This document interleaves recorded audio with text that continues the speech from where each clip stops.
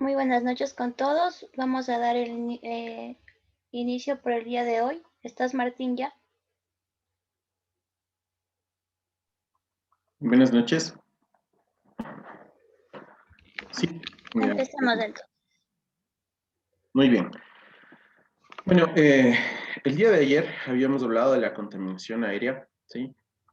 Y habíamos hecho una pausa para continuar con el tema de normativa. Entonces, un poco recapitulando este tema normativo, ¿sí? Me gustaría eh, comentarles que, déjenme preparar las diapositivas que ya las tenía por aquí. Vale.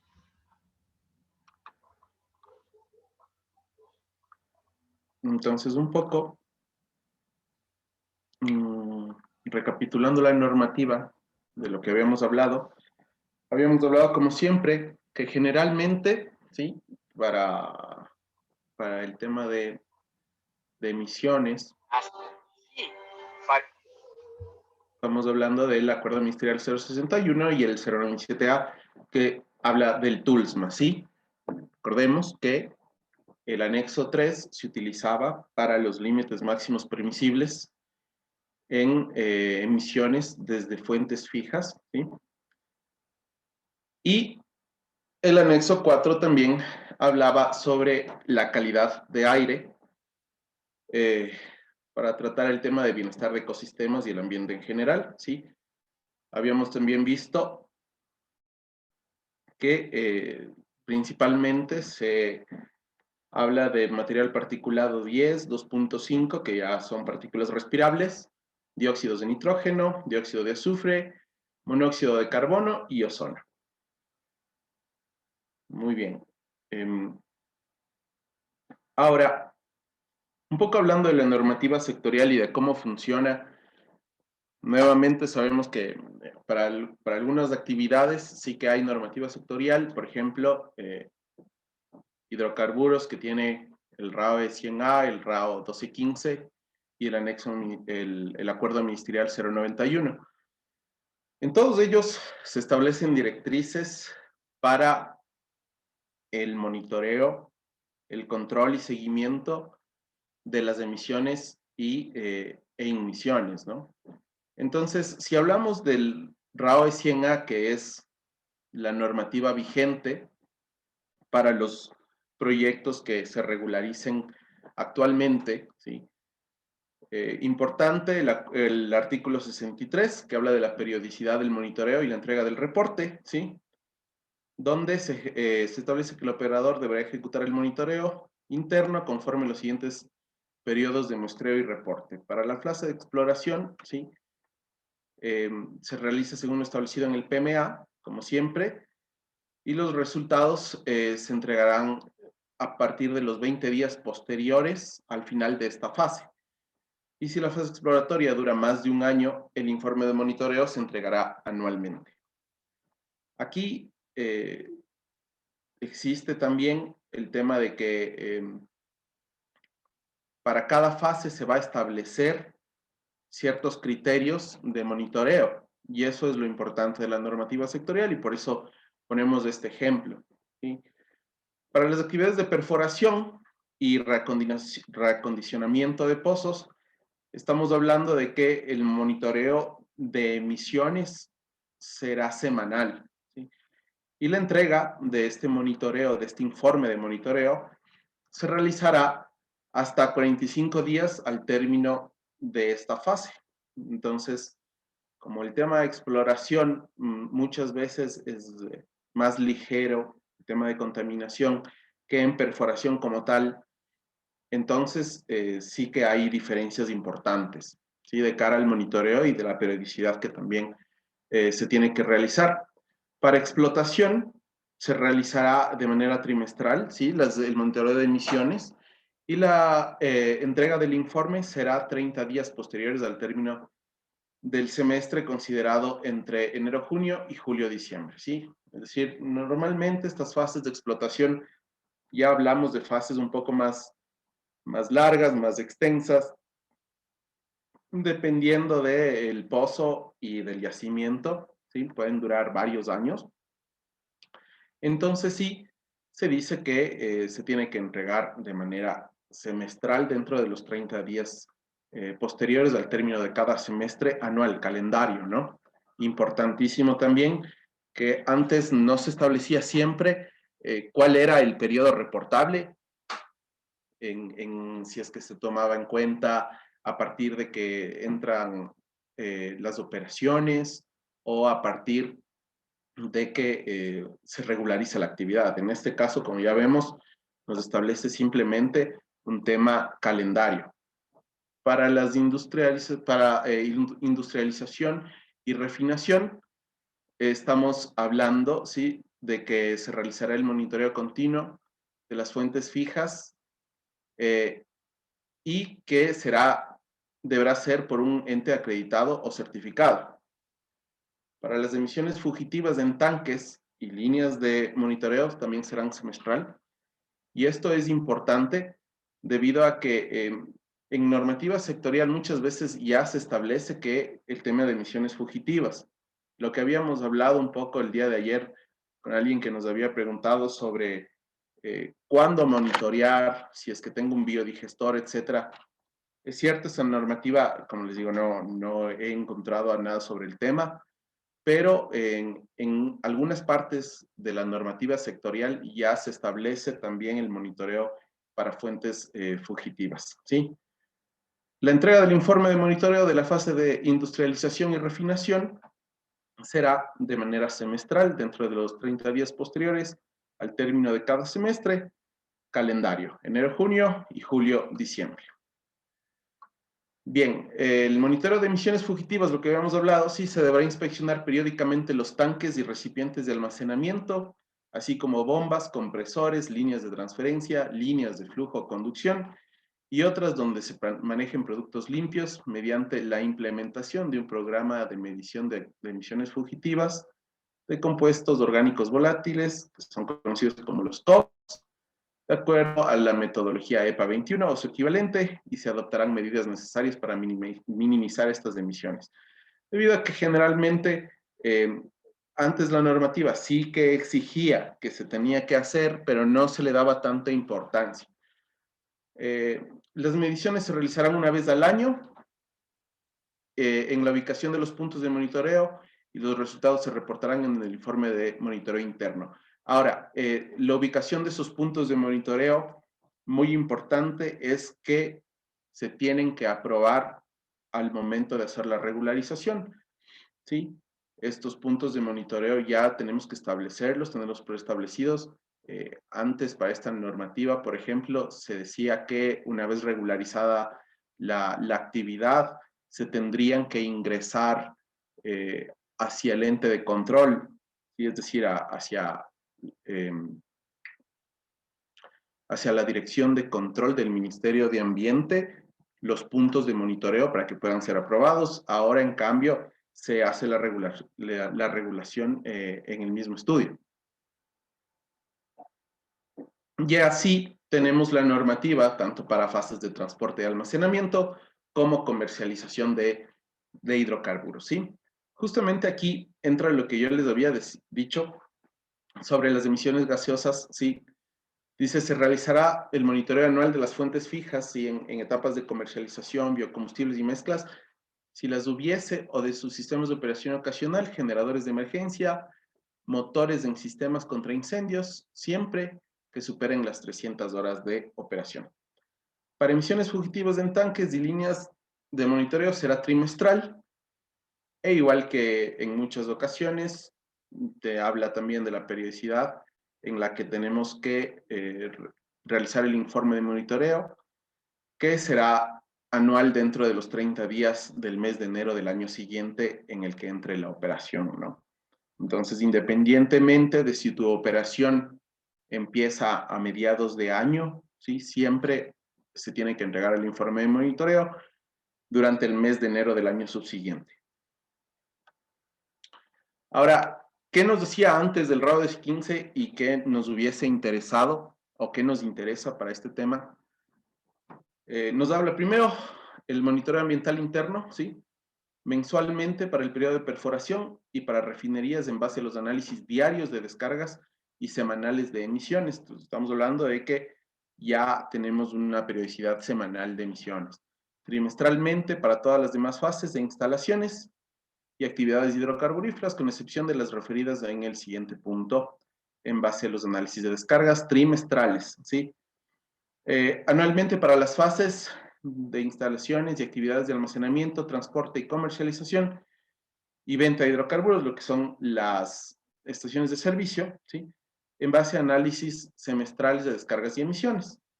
Recordemos también que como norma general, fuera de la sectorial, si es que no existe el sectorial, pues hablamos siempre de monitoreos semestrales de emisiones, ¿sí? Al igual que todo, siempre estamos hablando de semestrales. Y entonces sí que la norma técnica del RAO 1215 sí nos establecía valores máximos referenciales para emisiones a la atmósfera, ¿sí? Y de cuáles son los parámetros a cumplir, si es que estamos hablando de un monitoreo semanal, trimestral o semestral. Y acá está un ejemplo, bueno, aquí está la tabla como tal, ¿sí? Donde vemos que se mide material particulado, óxidos de azufre, óxidos de nitrógeno, de carbono, COPS e hidrocarburos aromáticos policíclicos, ¿sí? ¿De cara a qué? No únicamente a las fuentes de generación de electricidad, sino también a las fuentes fugitivas, ¿no?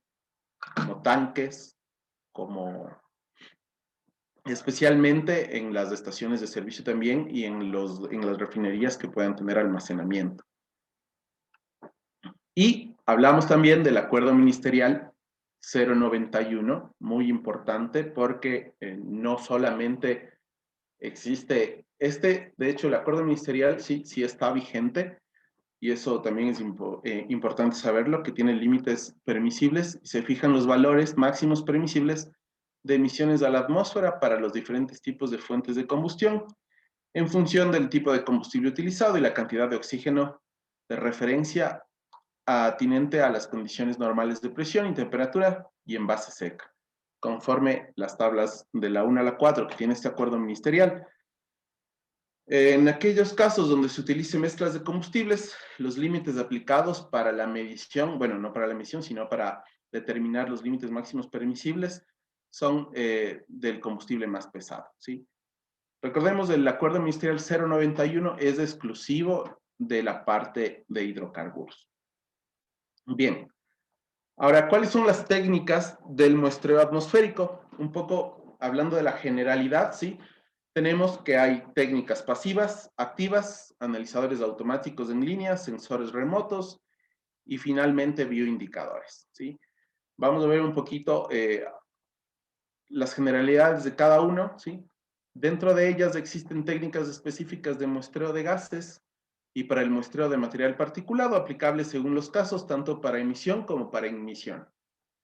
Bien, cuando hablamos de técnicas pasivas, sea el contaminante gaseoso particulado, tiene que entrar en contacto con un medio o sustrato que sirve para retenerlo por acción de un proceso natural, sea por gravedad, por absorción, por adsorción o reacciones químicas del medio o del sustrato que estamos utilizando, ¿sí? Y pueden ser útiles para la determinación de dióxidos de nitrógeno, de azufre, ¿sí? COPS, oxígeno, ozono, entre otros. Las ventajas es que son técnicas bastante simples, mucho más baratas, no requieren uso de energía y generalmente son de bajo costo, como decía. Las desventajas sí solo permiten determinar valores promedios en un intervalo de tiempo. No permite el registro de valores máximos y mínimos. Quiere decir esto, al ser tan manual, no tenemos la capacidad de saber en qué momento del día durante nuestro muestreo hubo la mayor concentración. Simplemente es al final, medida en un periodo de tiempo y nada más. Ahora, las técnicas activas, básicamente es que nosotros forzamos el contacto del aire que conlleva los contaminantes con nuestro sustrato utilizando bombas que absorben una masa de aire, ¿sí? Al forzar el contacto entre el contaminante y el sustrato, se incrementa la posibilidad de detección, ¿sí? O sea, podemos establecer de mejor manera si es que existe o no contaminación en comparación a los muestreos pasivos. Un gran número de contaminantes puede ser muestreado por métodos activos, ya que se pueden aplicar muchos tipos de sustratos, sean sólidos o líquidos, en los muestreadores como tal. Las desventajas, pues, que requieren energía eléctrica para su operación y son generalmente costosos. Eh, Actualmente, cuando tú haces una caracterización de calidad de aire, por ejemplo, el costo que tiene un análisis por un laboratorio acreditado con un aparato adecuado para medir estos contaminantes puede rondar entre los 1.000 y los $1.500 dependiendo del laboratorio que utilices. Entonces ya vamos viendo que el costo puede llegar a ser elevado, es elevado, de hecho, por ejemplo, si estamos hablando de monitoreos semanales, $1.000 semanalmente es un montón. Ahora, esto es para hidrocarburos que tienen el dinero para hacerlo, pero al menos se tiene que estipular en el plan de manejo ambiental dentro de nuestro cronograma de gastos, ¿sí? Cada cuánto tiempo vamos a hacer los monitoreos y cuánto nos están costando. Si son semestrales, pues tenemos que saber que vamos a gastarnos $2.000 o $3.000 al año simplemente para un monitoreo de calidad de aire en los puntos designados.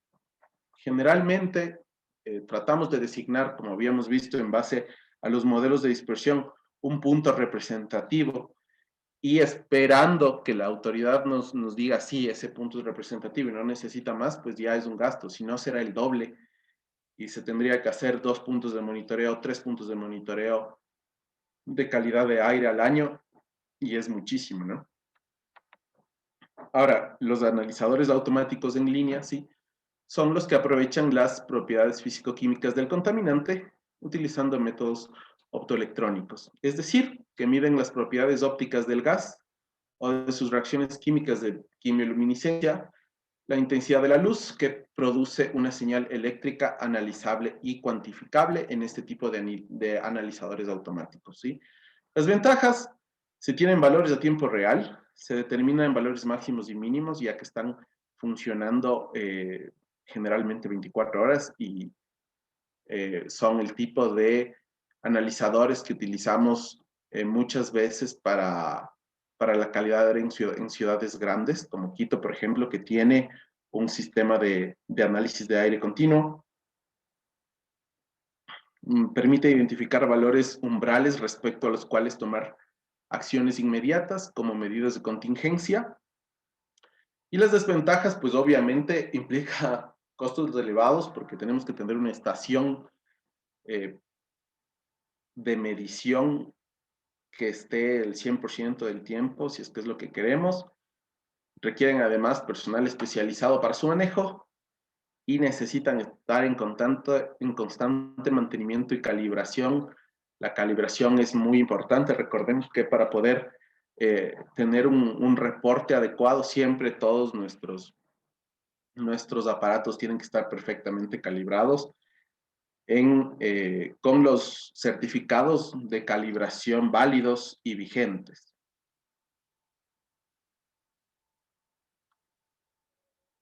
Bien, el muestreo de chimeneas, que es un poco ya yéndonos, pasando el tema de ignición y metiéndonos a las emisiones,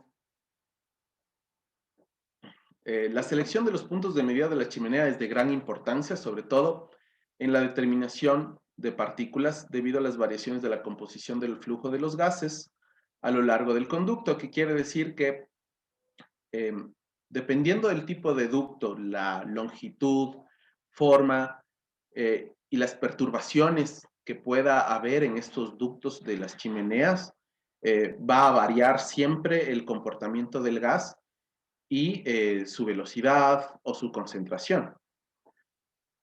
Atendiendo al flujo gaseoso emitido, dentro de una gran variedad, las emisiones podemos agruparlas de la siguiente manera, ¿sí?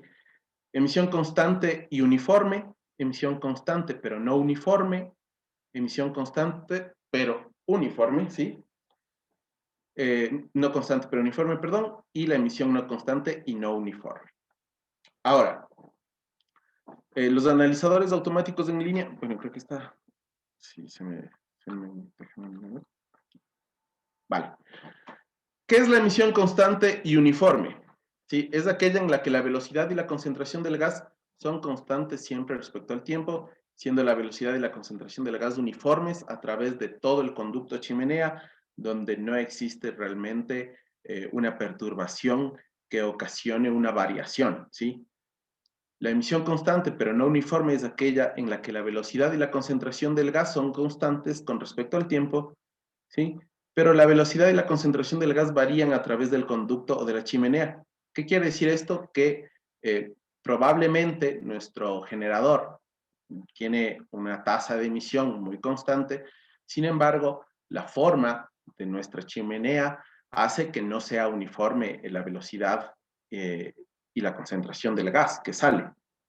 La emisión no constante pero uniforme es aquella en la que la velocidad de concentración del gas varía con el tiempo, pero la velocidad y concentración del gas es uniforme a través de todo el conducto de chimenea, es decir, puede haber episodios periódicos, ¿no? Generados por nuestro sistema de generación. Emisiones no constantes y no uniformes son aquellas en las que la velocidad de la concentración del gas varía en el tiempo y no son uniformes a través del conducto de chimenea, es decir, tenemos variaciones del origen y tenemos variaciones por las perturbaciones y la forma que pueda tener nuestra chimenea. Esto es importante saberlo porque, como habíamos visto, los modelos de dispersión realmente lo que buscan es cubrir todos estos tipos de problemas, ¿no? Y hay modelos de dispersión que toman muy en cuenta la forma de las chimeneas, la longitud de las chimeneas, y esto es importante de cara a saber hasta qué nivel va a llegar nuestra contaminación, hasta qué distancia, ¿sí? Las consideraciones, pues, dependiendo del tipo de emisión a realizar, se deben variar las condiciones del muestreo. Así, en una chimenea del tipo de emisión uniforme y constante, solamente será necesario efectuar una medida de velocidad y una sola toma de muestras para poder calcular los datos de emisión, ¿sí? Si tenemos una emisión constante y uniforme, pues con un punto tendríamos suficiente, ¿sí? En teoría, esto es un criterio. Por el contrario, en una chimenea que es no constante y no uniforme, sería necesario tomar múltiples muestras en distintos tiempos para poder hacer pues una muestra significativa, ¿sí? Representativa de las emisiones y poder tener datos reales, ¿sí? En el caso tipo B, que es constante pero no uniforme, será necesario dividir la sección transversal de la chimenea en varias partes y tomar una muestra en el centro de cada una de estas áreas parciales. Y ya vamos a ver el tema, ¿sí? Básicamente es un mallado en el que, debido a que no es, que aunque es constante, pero no uniforme, es decir, puede haber zonas de la chimenea donde el gas tenga mayor incidencia y por eso hacemos este muestreo, ¿sí? Para después tomar una muestra representativa de todos, mezclando, ¿no? Y en el tipo C, que es no constante pero uniforme, deben tomarse una serie de muestras sobre un ciclo entero, ¿sí? O sobre un eh, largo periodo de tiempo, ¿sí? Normalmente es suficiente hacer la toma de muestras en un solo punto. Quiere decir esto, es uniforme, toda la chimenea tiene repartición idéntica de su gas, sin embargo, durante ciertos periodos del día mi generador tiene más entrada, no sé, necesitamos más energía a ciertas horas en especial, cuando vamos a hacer una actividad, y entonces sí que tenemos que tomar en cuenta todo el ciclo, hacer una medición cada hora, cada media hora, dependiendo del uso que le demos al generador, ¿sí? Ahora, el diseño de punto de muestreo, ¿sí? Y este es un criterio que se establece también en la normativa. Es siempre preferible una sección circular que una rectangular, ya que tiene muchas más... eh, ahora respondo a las preguntas, ¿ya? Ya que es mucho más uniforme la repartición. El tema de que sea rectangular puede determinar un choque de partículas, puede determinar que no siempre sea uniforme, ¿sí?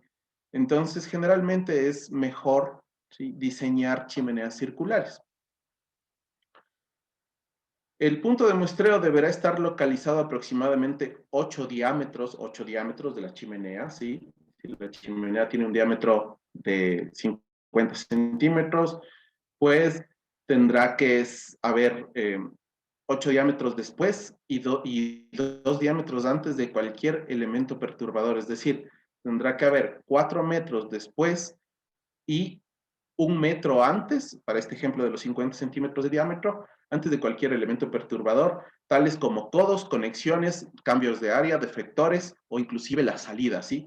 Aquí podemos ver un poquito el ejemplo. Esta es una chimenea, digamos que es circular, y el área de colocación del punto de muestreo, ¿sí?, estaría siempre 2 diámetros por debajo de la siguiente perturbación y 8 diámetros después de la última perturbación. En este caso, por ejemplo, aquí vemos un cuello donde obviamente va a variar la velocidad.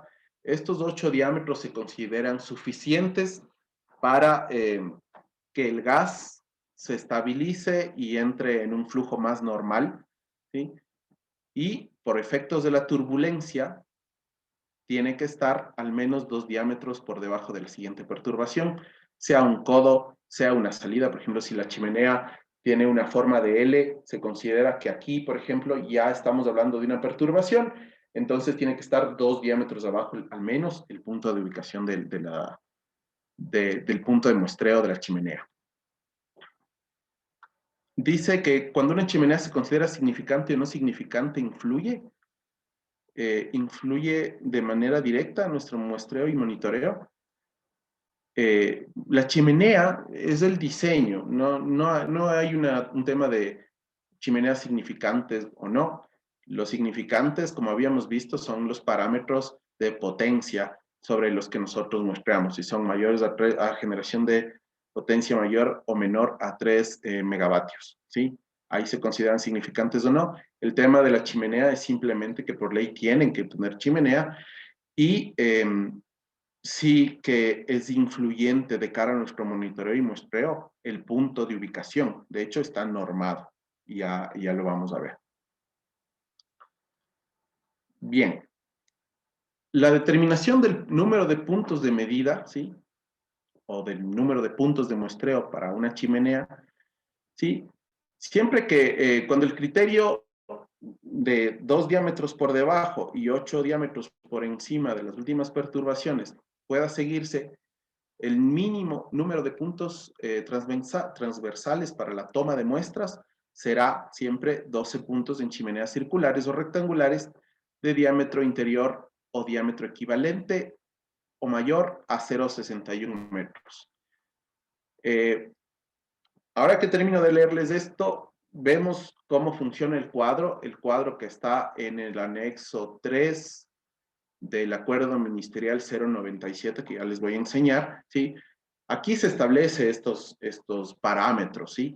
Y de hecho en toda la normativa se habla de estos criterios de 2 diámetros, 8 diámetros y también de los diámetros de cada chimenea, ¿sí?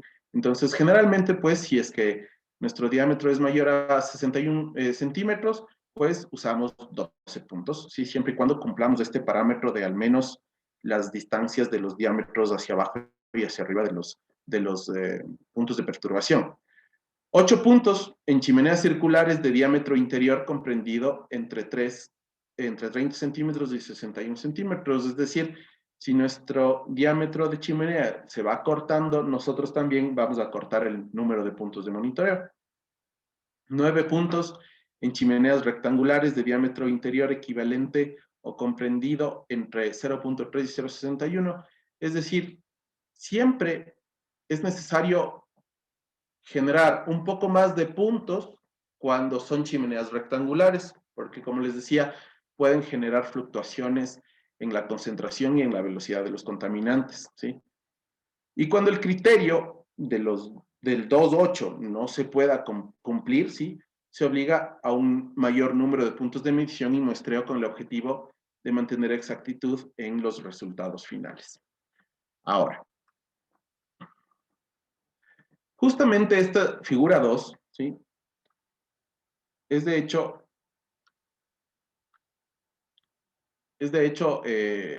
una de los temas más importantes de cara al establecimiento del número de puntos, ¿sí?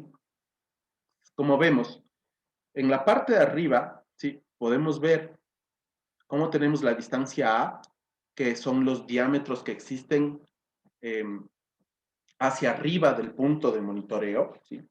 Si es que nosotros cumplimos con los dos diámetros, ¿sí? Con la distancia A igual a 2, ¿sí? Y cumplimos en la parte de abajo con nuestro criterio de 8 diámetros, ¿sí?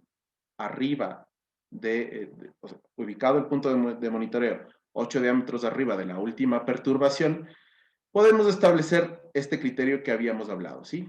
Trazamos una línea 2 a 8 y tenemos aquí, para diámetros de chimenea mayores de 0,61 centímetros, 12 puntos.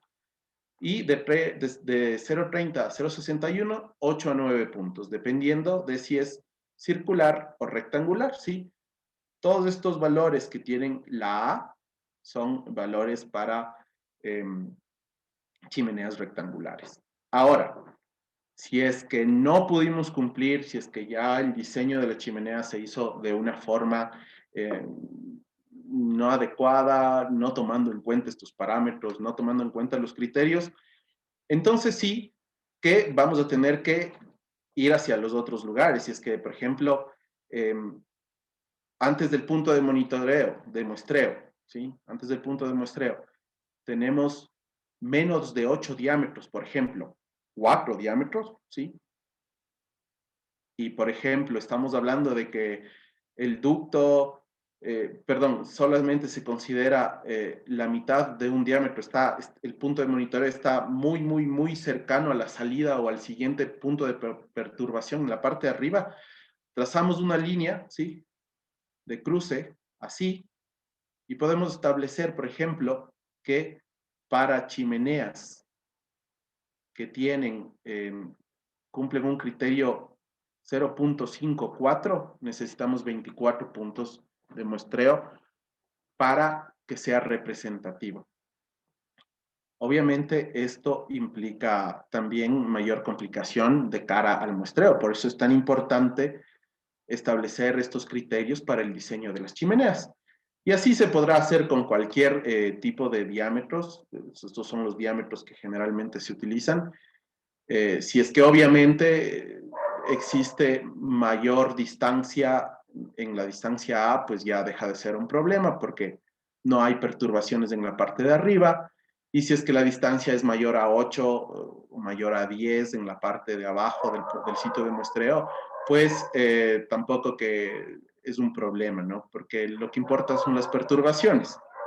Entonces, por ejemplo, si hablamos de que tenemos la distancia A 1.5 diámetros y la distancia B 5 diámetros, cruzamos la línea nuevamente y nos topamos con que tenemos que hacer 20 puntos, ¿sí? Y así es como se lee este gráfico y así es como nosotros debemos establecer el número de puntos de muestreo en las chimeneas. Y obviamente el número de puntos de este tipo se tiene que hacer en base a esta figura 3, que también está en el acuerdo ministerial 097A, anexo 3, en la parte final, y te dice que pues así es como se tiene que hacer la división en una sección rectangular. En una sección circular prácticamente se hace lo mismo, se hace un mallado y se establecen puntos equidistantes en lo posible para poder hacer este tipo de muestreos, ¿no? Bien, Antes de entrar al ruido, ¿alguna pregunta con respecto al tema de muestreo en chimeneas? O cualquier tema de aire que hayamos topado. Si es que lo pueden poner en el chat. Si no, continuamos ya con el ruido.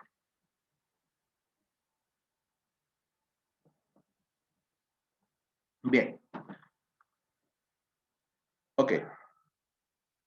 La contaminación acústica y el ruido. Sí, el término de contaminación acústica hace referencia al ruido cuando éste se considera como un contaminante, es decir, un sonido molesto que nos puede producir efectos fisiológicos o psicológicos nocivos para las personas o grupos de personas. Cualquier cosa puede considerarse contaminación acústica o ruido realmente. Si es que a mí me molesta la música que escucha a mi hermano porque, no sé, le gusta Bad Bunny, entonces yo lo considero un ruido y esto es un tema subjetivo. ¿Sí?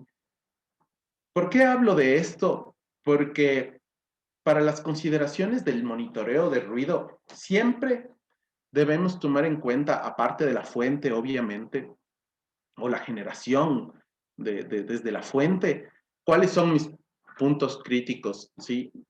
Mis PCAs, mis puntos críticos de afectación. Entonces, la valoración del ruido no solo está sujeta hacia la emisión del ruido, sino a la recepción también, ¿sí? Y esos puntos de monitoreo se van a tener que establecer de esta forma, como ya vamos a ver a continuación. Ahora, el ruido es el contaminante más común y puede definirse como cualquier sonido que sea calificado por quien lo recibe como algo molesto, indeseado, inoportuno, desagradable. Los niveles y espectros del ruido están en función de diversos parámetros, ¿sí? Como tipos de vehículos, carga transportada, condiciones de utilización, estado de la infraestructura urbana, ¿sí? Eh, esta, esta última de la parte urbana también tiene un rol trascendental, ¿sí? Debido a que obviamente dentro de la ciudad es donde más gente vive, generalmente en las zonas urbanas, y esto es, el ruido siempre es considerado como un factor muy importante de cara al control de la contaminación. De los parámetros anteriormente mencionados, sin duda alguna, la intensidad del tráfico es el parámetro de mayor relevancia con respecto a las ciudades, ¿no? O a las actividades en general. Sea una actividad, a menos de que tengas un generador que genere mucho ruido, que tenga, yo que sé, 105 decibeles de media, estamos hablando de que en el resto de actividades constructivas, etcétera, tendremos el mayor ruido en, si no, en alguna maquinaria específica que utilicemos, como en aserraderos, por ejemplo, o en la parte de las canteras o cementeras, hormigoneras. Estamos hablando de que principalmente son los vehículos, camiones, trailers, eh, volquetes, etcétera. ¿Sí? Por otra parte, existe un segundo grupo de objetos del ámbito acústico, habitualmente conocidos como las fuentes fijas, y que están directamente relacionadas con las industrias, talleres y centros de recreación, como les acabo de decir. Bien, así como la temperatura la medimos en grados centígrados y la distancia en metros, la intensidad del ruido se mide en decibeles, ¿sí? Y una conversación normal, por ejemplo, se desarrolla por debajo de los 60 decibeles eh, a una distancia mínima, ¿no? Ahora, ¿qué es el decibel? Es una unidad adimensional utilizada para expresar el logaritmo de la razón entre la cantidad medida y una cantidad de referencia. El decibel es utilizado para describir niveles de presión sonora, ¿sí? De potencia o de intensidad sonora. ¿Qué es un nivel de presión sonora? Está expresado en decibeles y es la relación entre la presión sonora siendo medida y una presión sonora de referencia. ¿Y qué son los PCAs? Pues son los puntos críticos de afectación. Como siempre habíamos hablado, los puntos críticos de afectación son importantísimos de cara al monitoreo.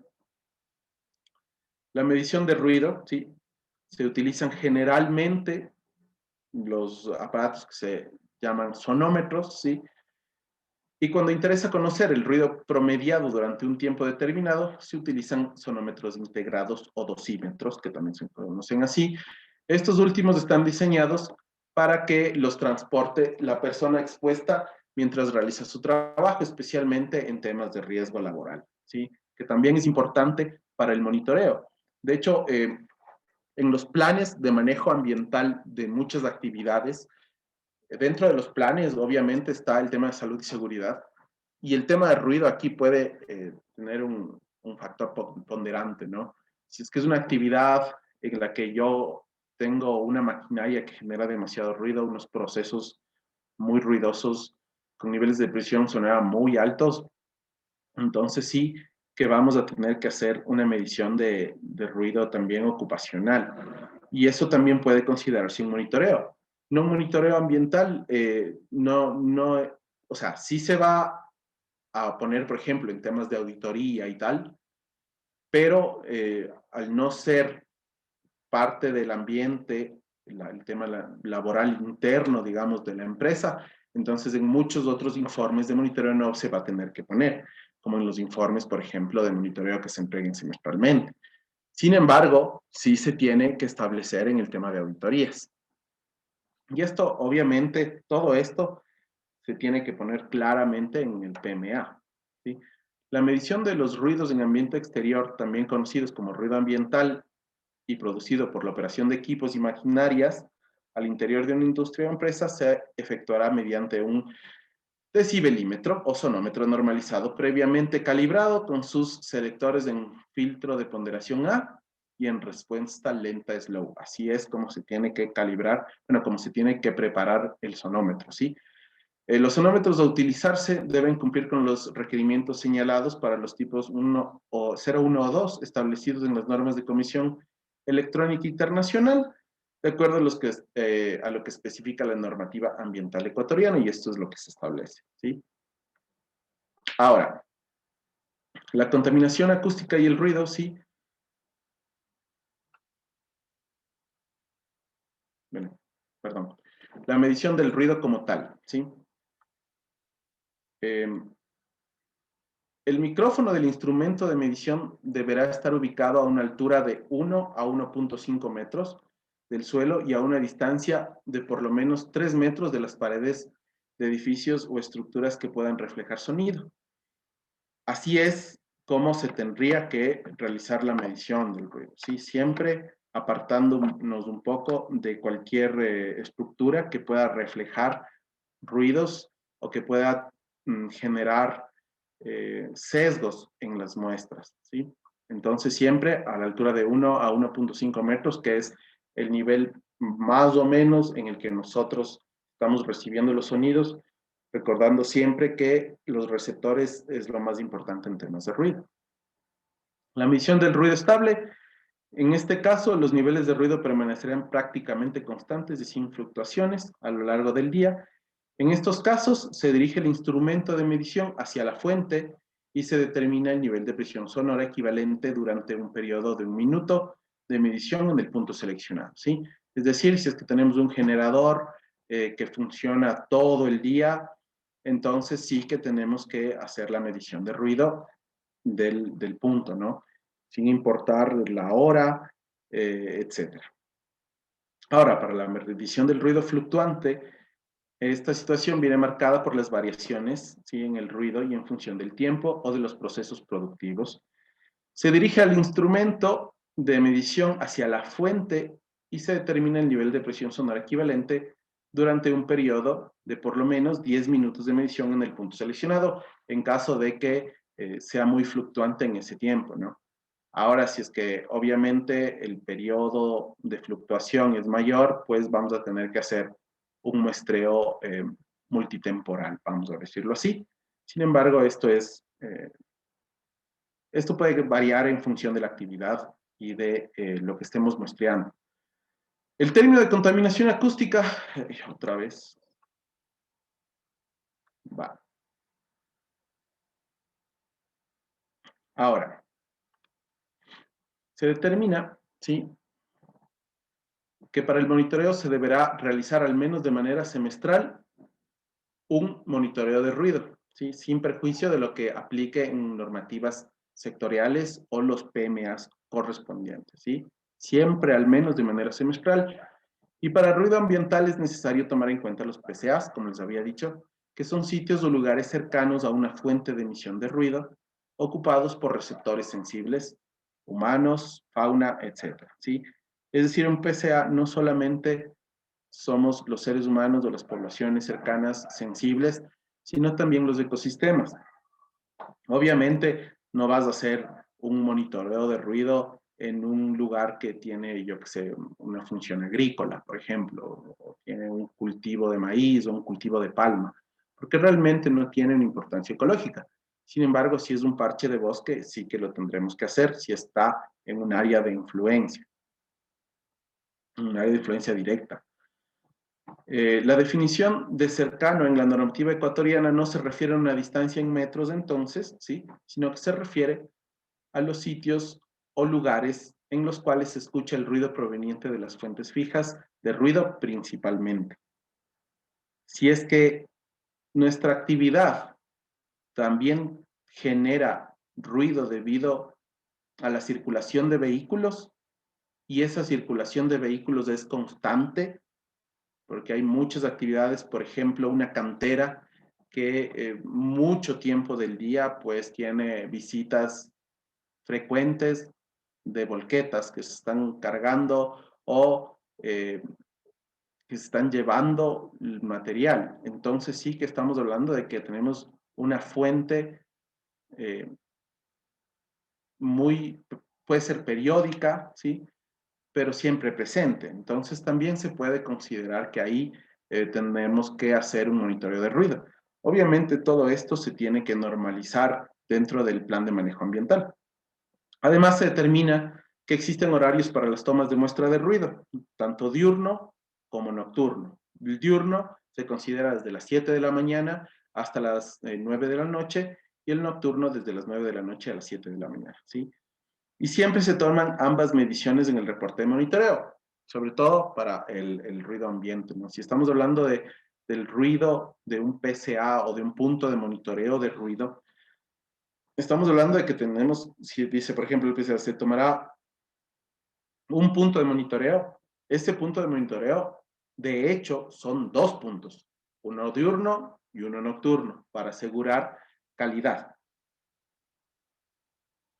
En la normativa, pues el anexo 5 del Acuerdo Ministerial 097A establece los niveles máximos de emisión de ruido y ruido ambiental, ¿sí? Entonces, la tabla 1 habla de los niveles máximos de emisión de ruido por fuentes fijas de ruido, dependiendo del uso de suelo, ¿sí? Va a variar. Si es que, por ejemplo, es un uso industrial, tiene una medida superior, un nivel superior, un límite máximo permisible superior, mientras que si estamos hablando de eh, sitios para la protección ecológica o recursos naturales, el límite es muy inferior. Generalmente puede variar hasta 25 decibeles, que es bastante.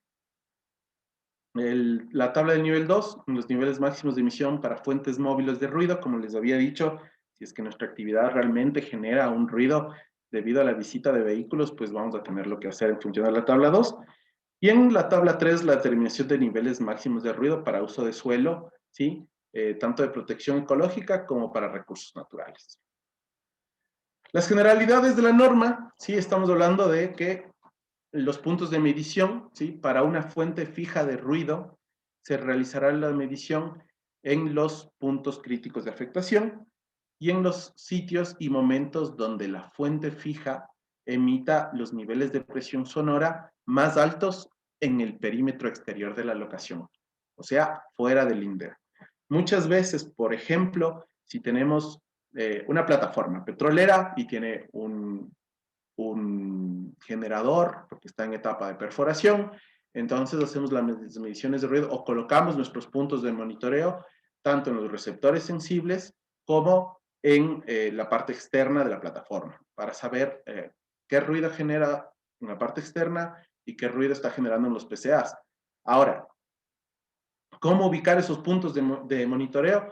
Pues el día de mañana, junto con el otro ejercicio del índice de calidad del agua subterránea, haremos un ejemplo de un modelo de atenuación de ruido para saber si es que en función del tipo de potencia de mi generador o el número de decibeles que genere mi fuente, cuánto, a cuánta distancia realmente el ruido puede cumplir o no con la normativa de uso, ¿sí? Y eso es lo importante de hacer un buen estudio de impacto ambiental. Entonces sabremos cuál es nuestra área de influencia directa y a qué distancia pueden estar localizados esos PCAs para poder no muestrear lugares innecesariamente, ¿sí? No se fija un número de puntos mínimo, sin embargo, se debe tomar en cuenta los criterios de PCA y niveles de presión sonora en el exterior de las locaciones, como les decía. Es obligatorio en usos de protección ecológica y recursos naturales un estudio previo o caracterización de línea base, si es que estamos hablando de una actividad en una zona urbana, sí que también se tiene que levantar, pero sobre todo se tienen que utilizar los criterios de protección ecológica y recursos naturales en las zonas donde hay bosque, ¿sí? Donde son áreas protegidas, cerca de zonas de áreas protegidas, o donde puede haber receptores sensibles desde el punto de vista de flora y fauna.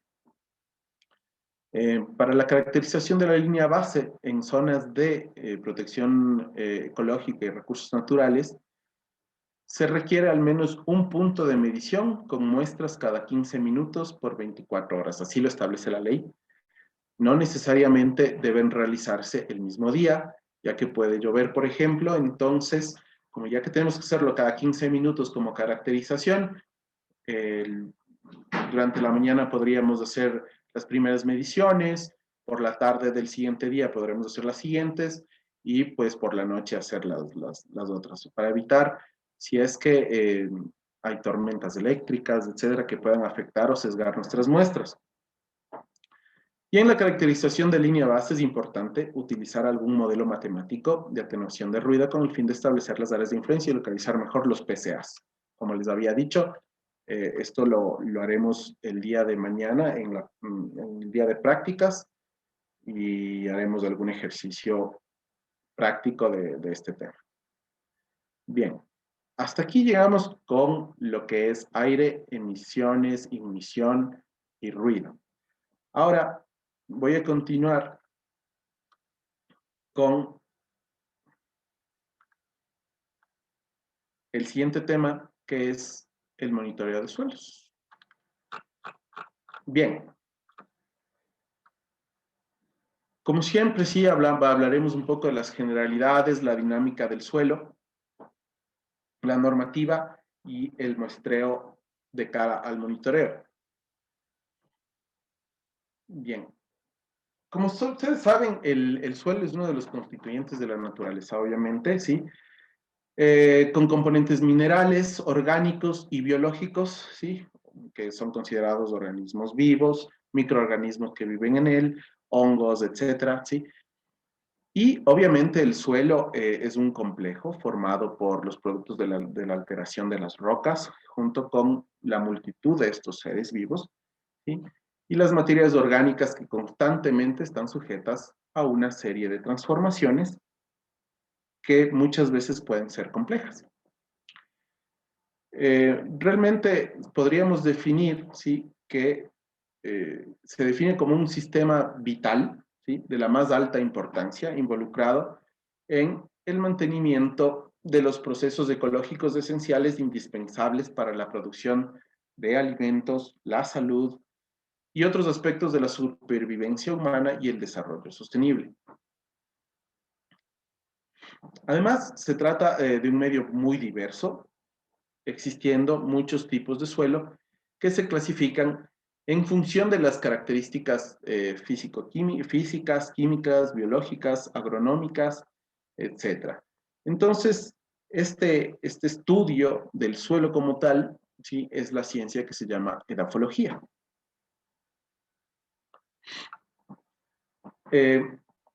Puede ser considerado como un recurso renovable si se utiliza de la manera adecuada, ¿sí? Estas alteraciones físico-químicas y bioquímicas de las rocas, sí, pueden provocar la formación de nuevos constituyentes y minerales muy reactivos, ¿sí?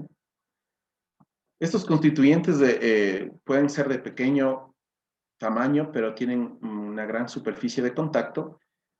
Y esta deformación, esta fragmentación de la roca, ¿sí? Provoca que muchos de estos elementos, ¿sí? Tengan cargas eléctricas que casi siempre son electronegativas, ¿sí? Y se generan otro tipo de minerales, ¿no? Cuando se hace la transformación. Minerales, perdón, que ya vamos a topar un poco más adelante.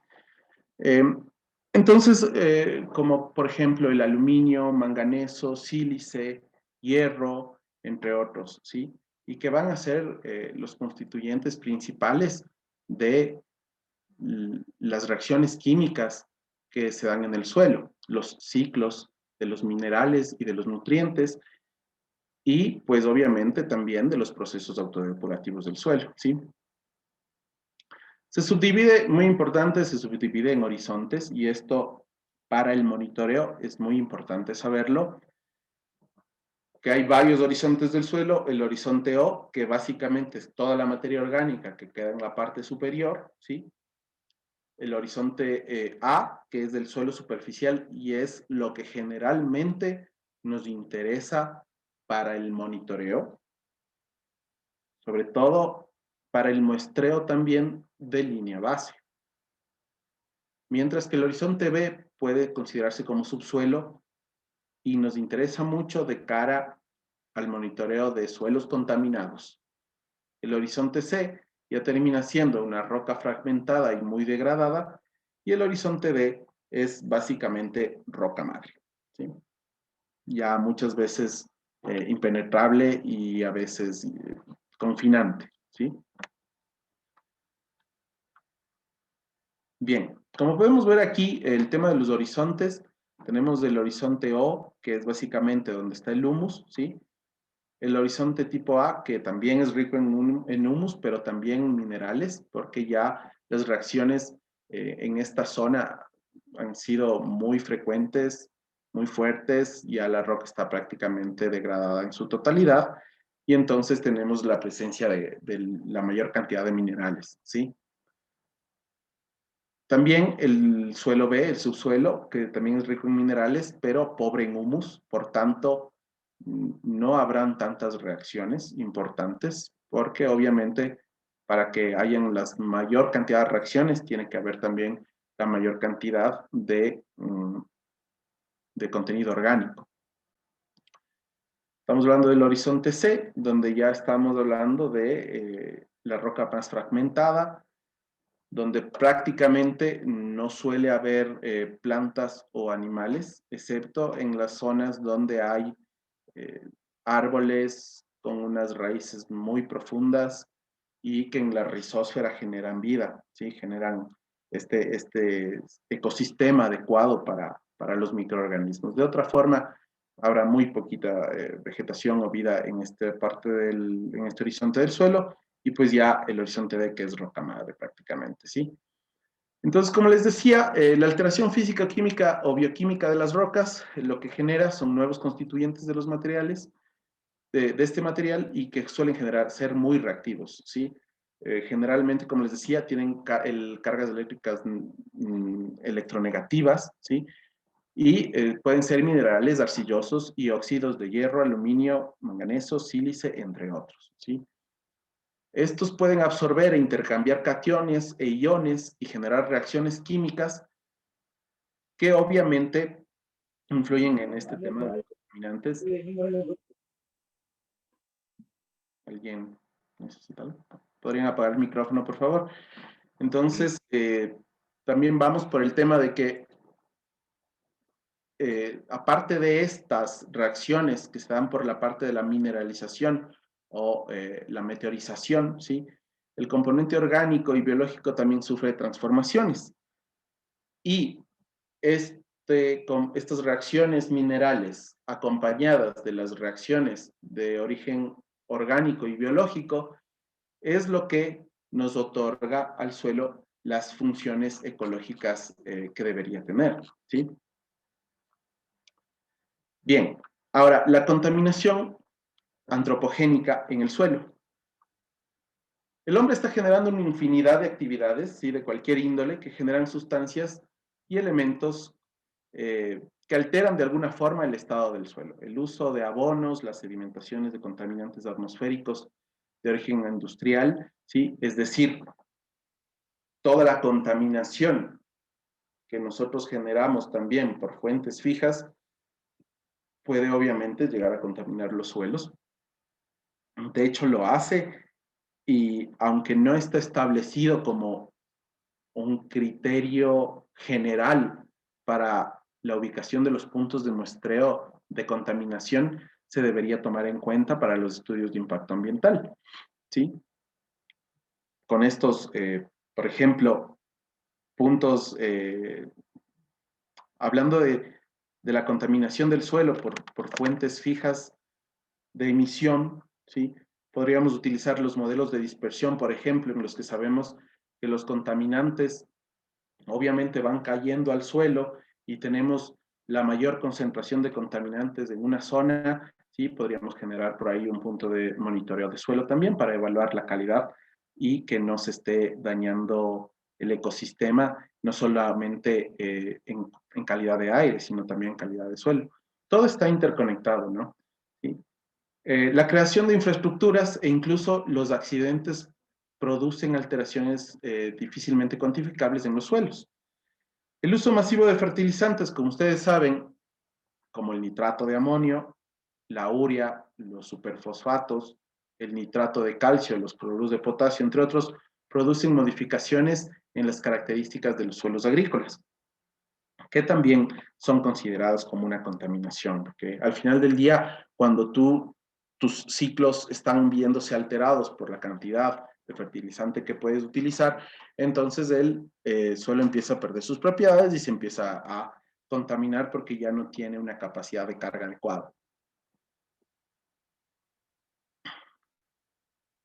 Bien, ahora también el vertido de aguas residuales ácidas o alcalinas procedentes de industrias pueden modificar el estado del suelo, bien por ataques a la microflora o a la microfauna o por alteración de la constitución debido a las reacciones físico-químicas.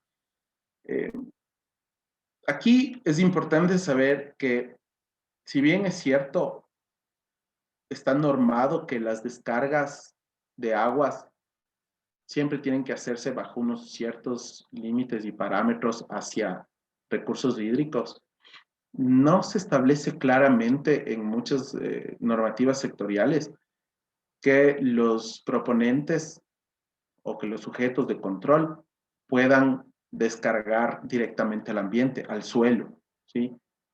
Muchas de las actividades hidrocarburíferas, por ejemplo, lo que hacen es que como los ríos les quedan tan lejos o los esteros les quedan tan lejos de las plataformas, lo que hacen es descargar las aguas en las partes externas de la plataforma. Y eso también debería ser considerado un criterio para los puntos de muestreo de suelo, ¿sí? Para el monitoreo del suelo.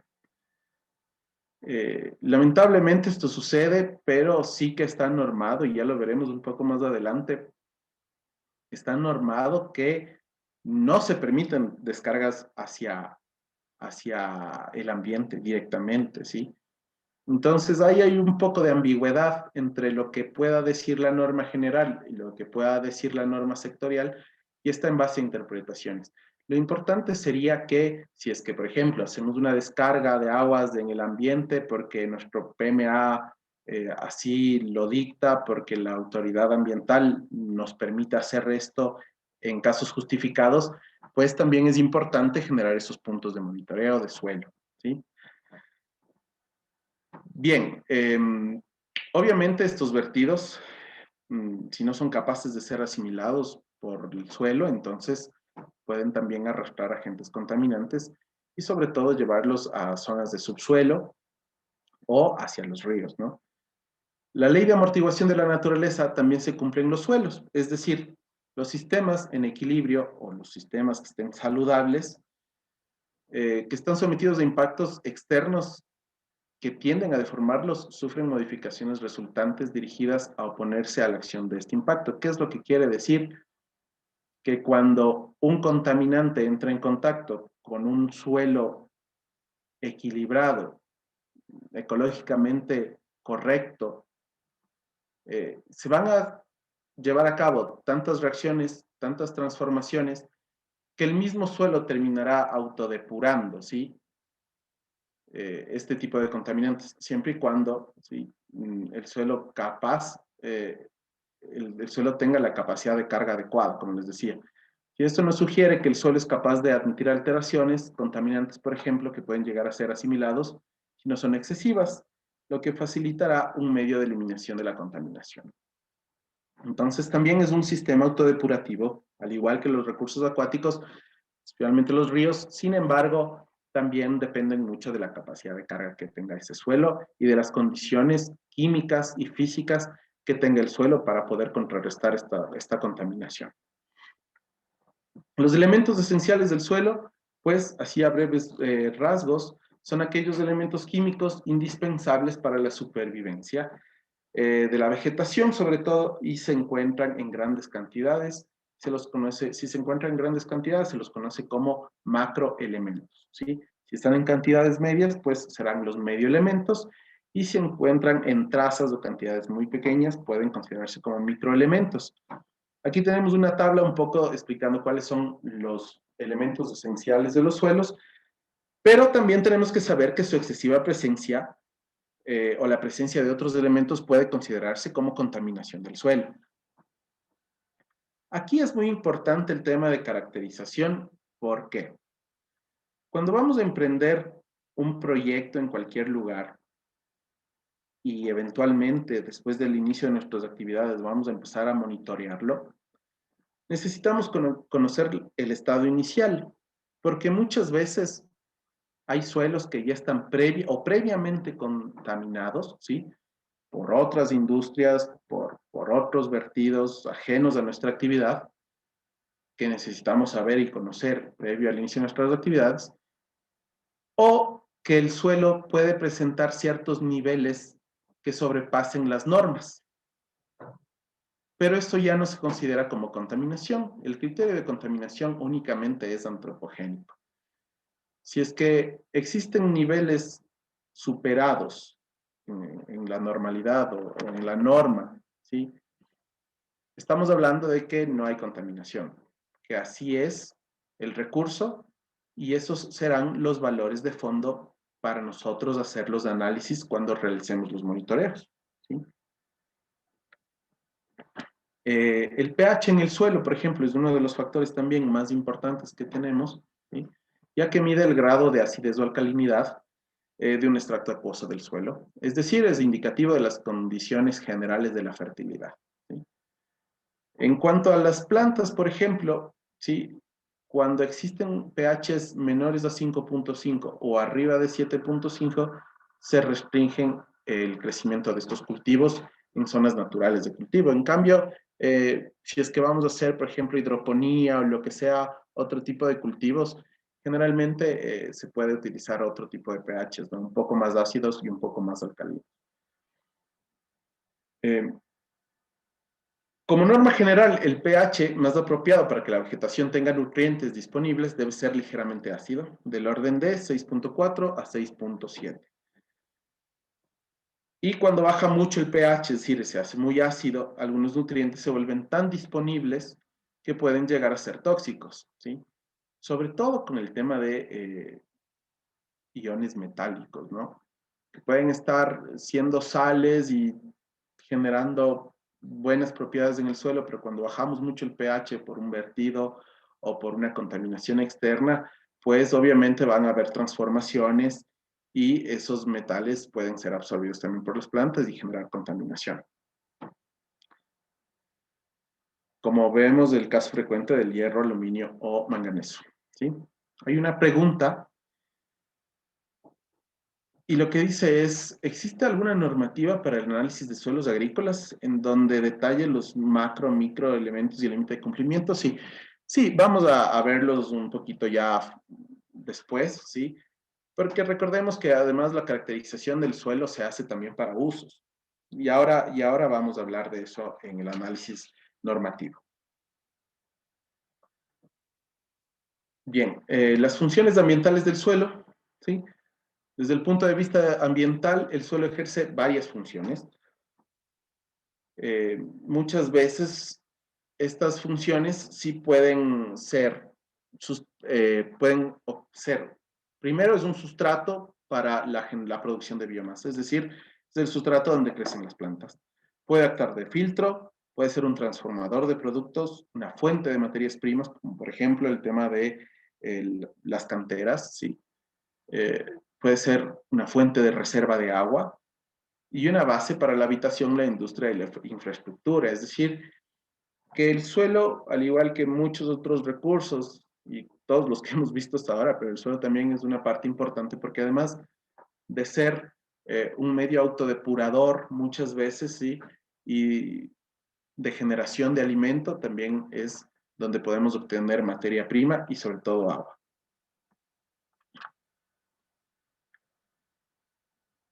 Tiene otras propiedades importantes que también son interesantes para saber la dinámica, como son la estructura, la porosidad, la penetración del agua a través del suelo y el intercambio de calor en el suelo, ¿sí?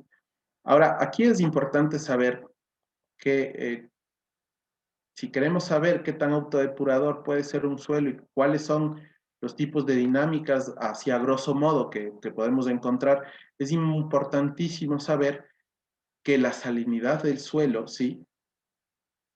Puede reducir el poder de infiltración que pueden tener cualquier tipo de vertidos, ¿sí?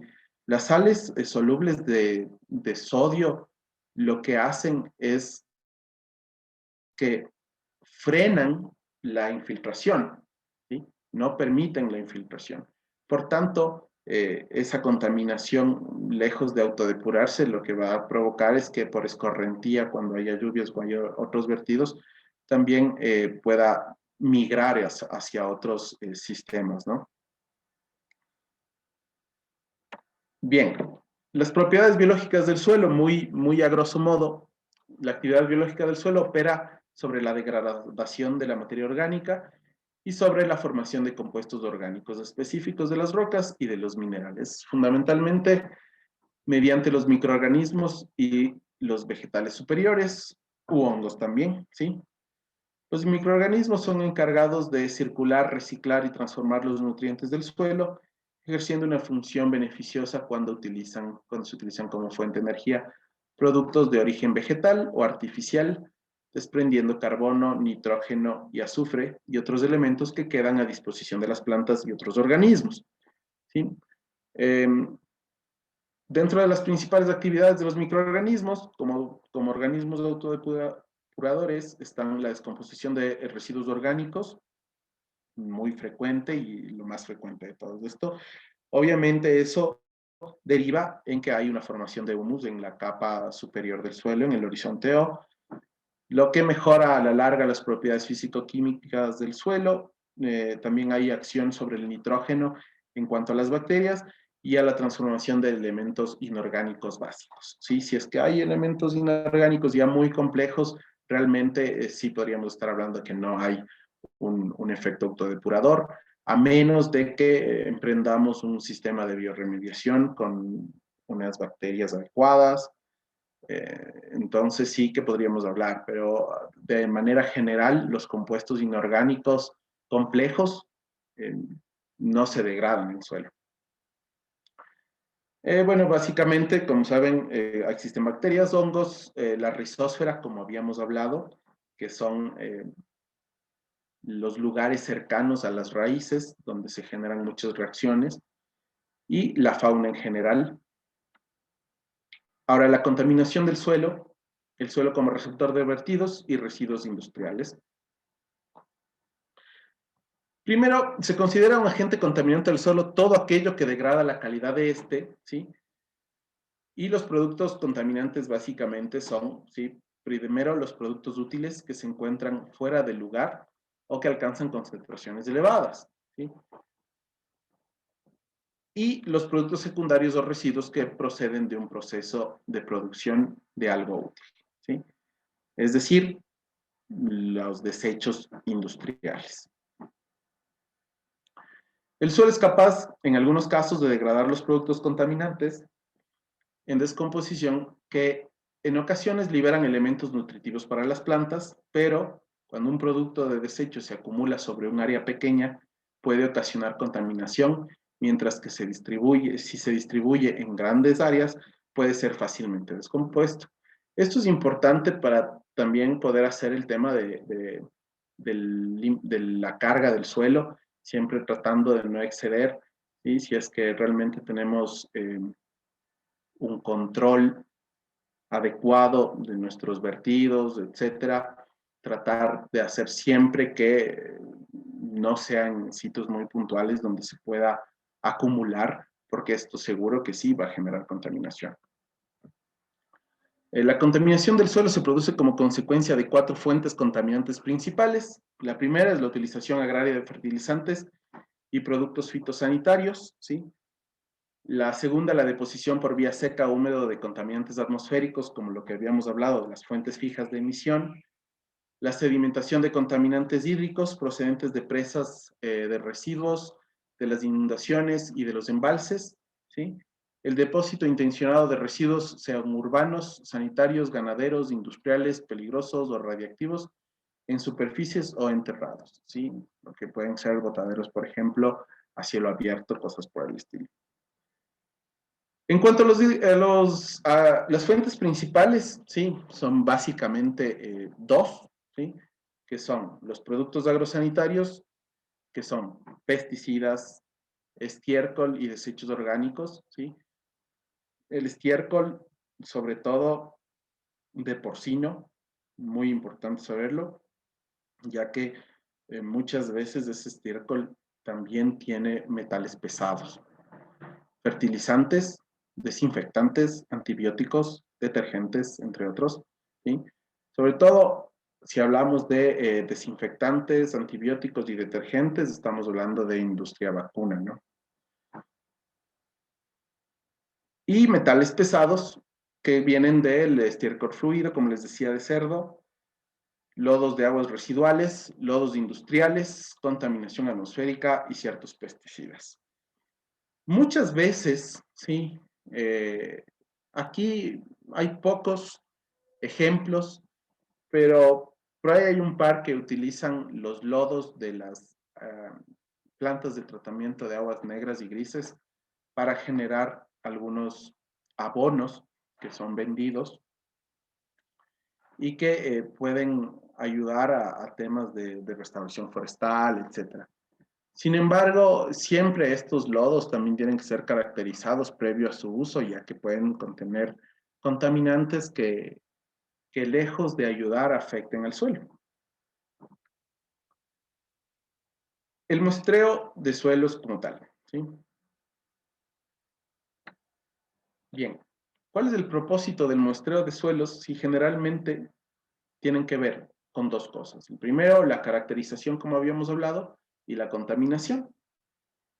La caracterización está, no tengo preguntas, no, está orientada a evaluar la calidad del recurso y puede también depender de la clasificación según su uso, como lo que habíamos hablado, de que vamos a ver un poquito más adelante, si es que es un uso agropecuario, si es que es un uso recreacional, si es que es para vivienda, etcétera, ¿sí?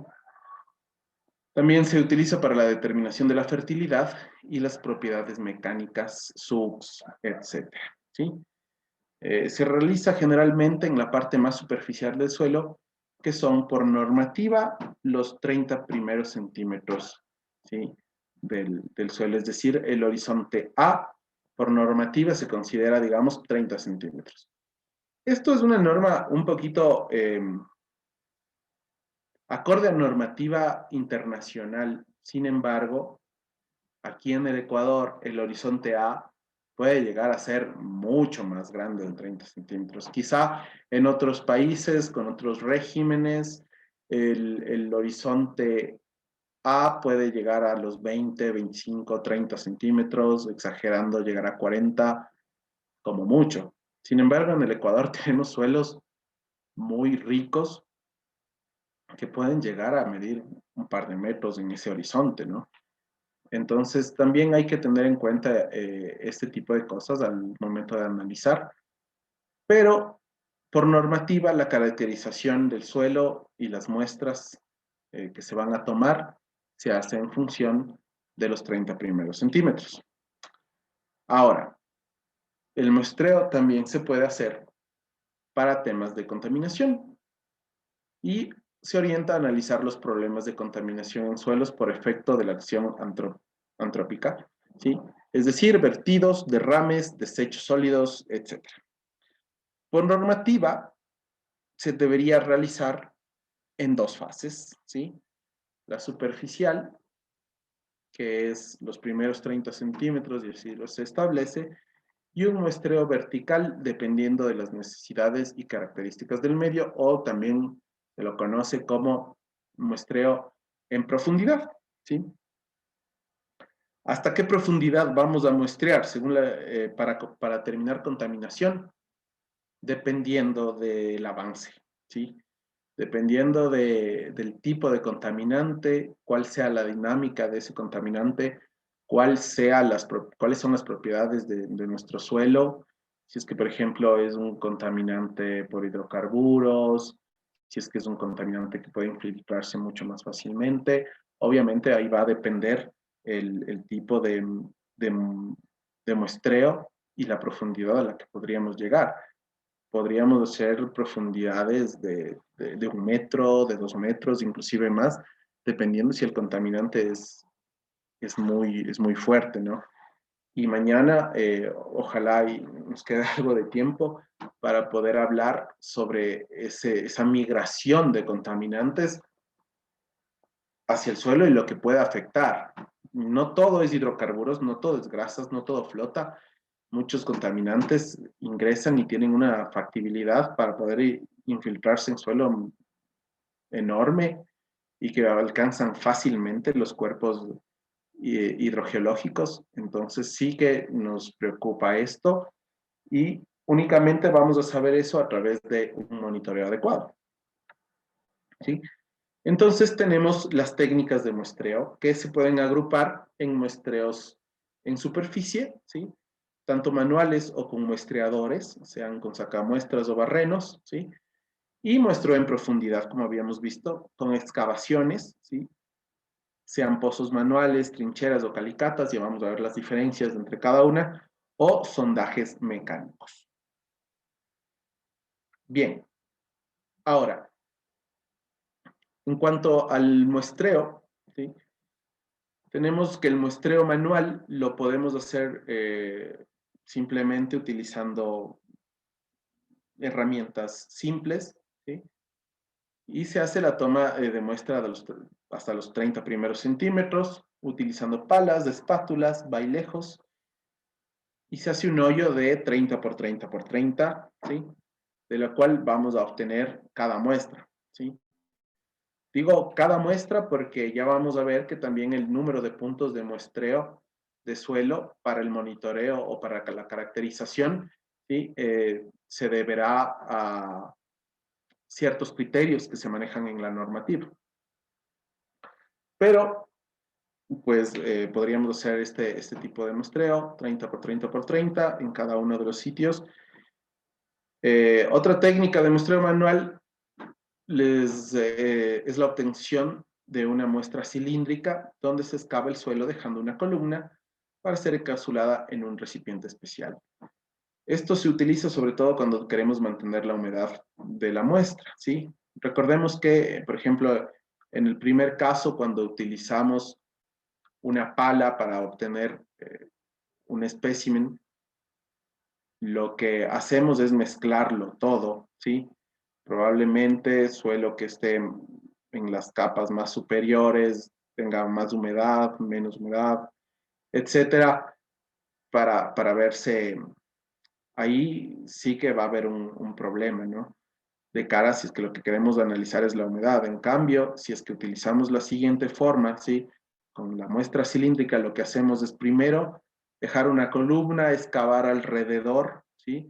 Del sitio de muestreo, dejamos la columna y entonces sí que utilizamos únicamente esa parte más compactada, ¿no? Y ahí Siempre y cuando cumplan los 30 centímetros de profundidad, no habrá ningún problema y se pueden analizar otro tipo de cosas.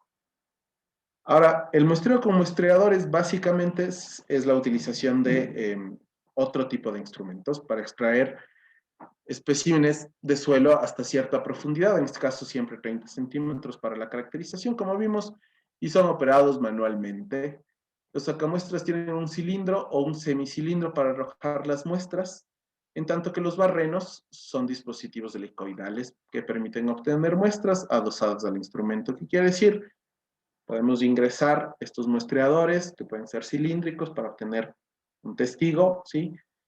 Mientras que el barreno es un tornillo en el cual, mientras va bajando, pues va extrayendo y conforme o sea, se lo ingresa dando vueltas y cuando se saca, pues se saca directamente y ahí tenemos una muestra de suelo en profundidad.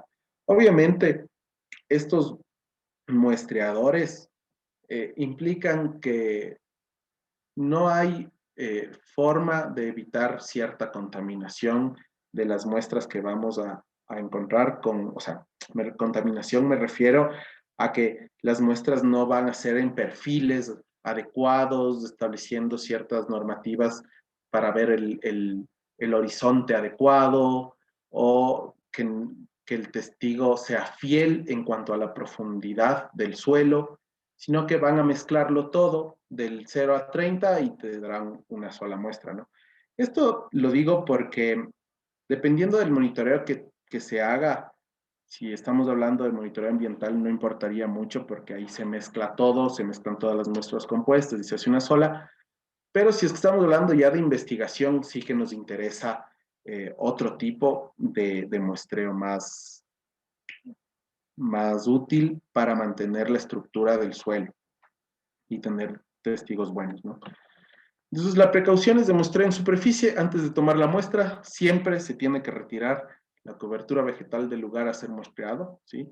Ya que muchas veces esta vegetación o la falta de limpieza puede generar sesgos en las muestras. La planta puede haber absorbido ciertos nutrientes o ciertos contaminantes, eh, que realmente pueden ocasionar desviaciones en la medición de parámetros. Los instrumentos deben estar previamente limpios, obviamente, y tienen que limpiarse cada vez que se va a rescatar un espécimen. ¿Sí? Cada espécimen debe ser adecuadamente empacado y etiquetado y se debe saber la profundidad hasta la cual se ha tomado el espécimen. Ahora, eso lo que estábamos hablando en muestreos de superficie. Cuando estamos hablando de muestreos de profundidad y de cara a la contaminación, sí es importante saber que existen varios tipos de muestreo, sí, eh, como las excavaciones, por ejemplo, que son la perforación manual de pozos, o la apertura de trincheras y calicatas realizadas manualmente o con excavadoras o retroexcavadoras mecánicas, ¿sí? La diferencia básicamente es que el pozo, ¿sí?, es básicamente una excavación manual en vertical, ¿sí? Mm, con poca área, ¿sí?, pero mucha profundidad. La trinchera, en cambio, tiene mucha área, mucha más área, generalmente rectangular, y la profundidad estará en función del estudio que querramos hacer. Y la calicata, en cambio, sí es una excavación de forma rectangular, pero que tiene un cambio de nivel, ¿sí? Empieza a nivel de suelo y de manera inclinada lo que hacemos es ir introduciendo, ir excavando para ir viendo los cambios en, eh, en la sección transversal del suelo, ¿sí? Ahora, una vez realizada la excavación, se interpreta el perfil del suelo, muy importante, esencial para eventos de contaminación en profundidad. El muestreo se realiza sobre la pared de la excavación y se utiliza canaletas de muestreo que generalmente son de 10 por 10 y se pueden realizar de manera manual, ¿sí? Es decir, Una vez que ya tengo, por ejemplo, aquí mi trinchera o mi calicata, necesito para hacer el muestreo, necesito hacer este tipo de canaletas que ven aquí, ¿sí? De 10 por 10 para obtener mis muestras. Ahora, ¿de qué tamaño son esas canaletas? Lo que nos permita de 30 centímetros, ¿sí? Si es que nuestro horizonte es de 30 centímetros o menos, pues será una calicata que contenga todo el horizonte. Y si es que el horizonte es mayor a 30 centímetros y yo que sé, el horizonte B tiene 1 metro de espesor, entonces tendré que hacer tantas muestras de 30 centímetros, ¿sí? En esta canaleta como me sea posible.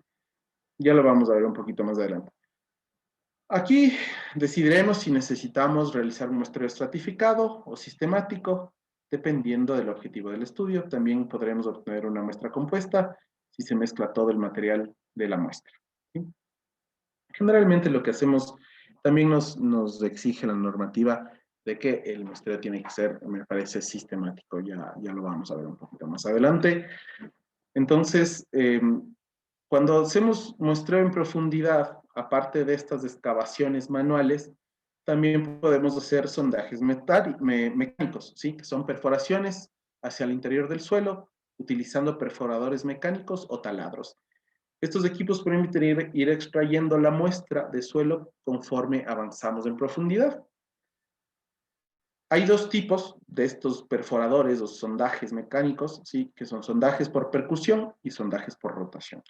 El primero por percusión, pues es el ingreso de unas barras, ¿sí? Hacia el suelo, en la que pues colocamos un muestreador y que por efecto de golpes, no, generalmente no son manuales porque tienen que ser muy duros, ¿sí? Se hacen con un martinete, que es con una especie de martillo gigante que se usa para esto, ¿sí? Que no es manual, por supuesto, y los testigos obtenidos resultan alterados por los golpes, ¿sí? Y distorsionan la estructura del material. Como les decía, todo lo que sea por golpe va a ocasionar que realmente nosotros no tengamos una estructura intacta del suelo. En cambio, los sondajes por rotación básicamente son, pues, los taladros, ¿sí? Un taladro que implica que tiene que tener una punta de un material duro, que tiene que hacerse con ciertos parámetros, con ciertos líquidos para lubricación mientras el taladro entra en la roca. Esto se utiliza mucho ya cuando estamos hablando de contaminación muy profunda y en sitios donde hay mucha roca o de difícil acceso. O también cuando queremos hacer un estudio muy específico con materiales inalterados, ya que de este tipo de muestreo sí que se obtienen testigos muy bien conservados, donde vamos a poder evaluar bien todos los niveles, todos los horizontes, los espesores, la cantidad de materia orgánica, etcétera. Entonces sí, vámonos ya de cara a que esto ya es más investigativo, ¿no? Para lo que queremos nosotros, para la investigación, se podría usar temas un poco más manuales. Entonces, como les decía, el martinete, el sondaje por percusión, ¿sí? Lo que hace es ingresar estas barras a través del uso de un peso y golpeteo. Mientras que ya el sondaje por rotación básicamente son estos taladros. Bien, ahora la normativa para el monitoreo de suelos, ¿sí? El 061 establece qué es la calidad del suelo, ¿sí? Por tanto, para realizar una adecuada caracterización de este componente, se tiene que realizar la calidad. Así como un adecuado control, se deberá realizar muestreos y monitoreos siguiendo las metodologías establecidas en el anexo 2 del 097A. Y la obligatoriedad de frecuencia del monitoreo, como siempre hemos visto, como mínimo los sujetos de control reportarán una vez al año en base a muestreos semestrales. Y adicionalmente se acogerá lo establecido en las normas sectoriales En todos los casos, el detalle de la ejecución y presentación de los monitoreos se describirá en los planes de monitoreo ambiental correspondientes de los PMAs. El 097 establece los criterios de calidad para la caracterización de suelos y monitoreo de suelos y límites máximos permisibles para remediación de suelos en función del uso al que se le vaya a destinar este suelo, ¿sí? Obviamente después de las acciones correctivas o de remediación de suelos. Establece las directrices para el muestreo de suelos tanto para la caracterización de línea base y la toma de muestras para suelos contaminados, así como la terminación del punto de muestras mínimo para ambos casos, ¿sí?